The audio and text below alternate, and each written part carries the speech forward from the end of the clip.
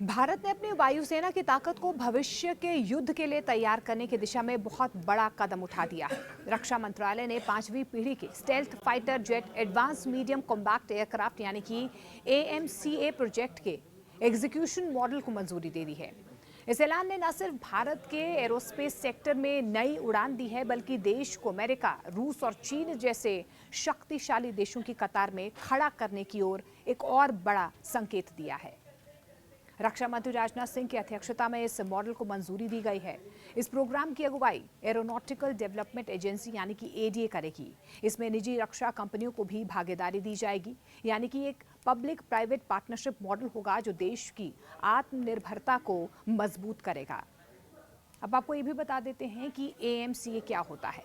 AMCA एक 25 ton वजनी twin engine stealth multi role fighter jet होगा, जिसे खासतौर से आधुनिक और भविष्य के युद्ध के लिए डिजाइन किया गया है। इसमें 6.5 टन की फ्यूल कैपेसिटी होगी और इसकी सबसे बड़ी खासियत होगी इसका स्टेल्थ डिजाइन, यानी कि दुश्मन के रडार की पकड़ से लगभग बाहर होगा।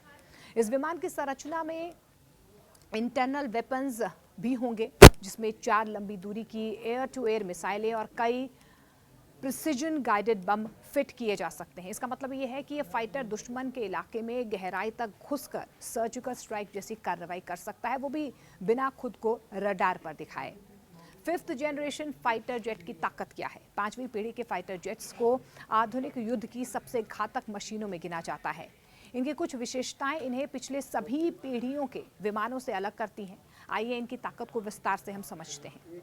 ये विमान रडार क्रॉस सेक्शन को न्यूनतम करने के लिए डिजाइन किए गए हैं, जिससे ये दुश्मन के रडार से बच निकलते हैं। ये स्टेल्थ क्षमता इन्हें पहली नजर, पहला हमला की रणनीति में माहिर बनाती है, जिससे ये युद्ध में निर्णायक बढ़त हासिल करते हैं। 5th जनरेशन जेट्स सुपरसोनिक गति यानी कि ध्वनि की गति से अधिक पर उड़ान भर सकते हैं। इससे ईंधन की खपत कम होती है और लंबी दूरी के मिशन संभव हो पाते हैं।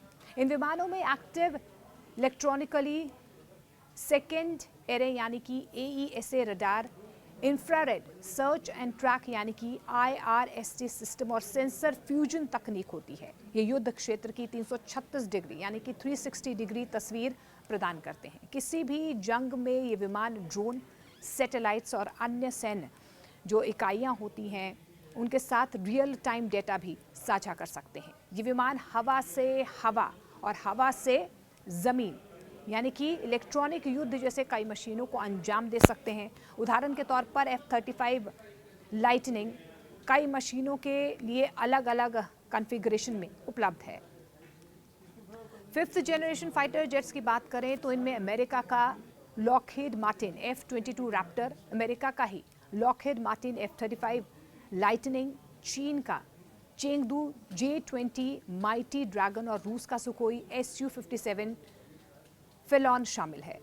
भारत के पास अभी किस जनरेशन के लड़ाकू विमान है, ये भी आपको जल्दी से बता देते हैं। भारतीय वायुसेना के पास वर्तमान में 4थी पीढ़ी और 4.5 पीढ़ी के विमान है। ये लड़ाकू विमान क्षेत्रीय चुनौतियों का सामना करने में सक्षम है, लेकिन 5th जनरेशन की तुलना में कुछ सीमाएं रखते हैं।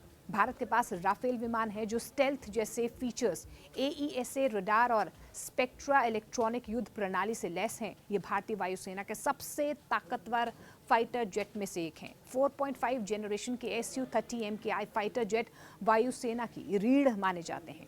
और इसके अलावा मिराज 2000, MiG-29, UPG, जैगुआर और तेजस 4थी पीढ़ी के फाइटर जेट्स हैं। ये सभी लड़ाकू विमान भारत की हिफाजत करने और दुश्मनों को नाको चने चबाने का मादा रखते हैं।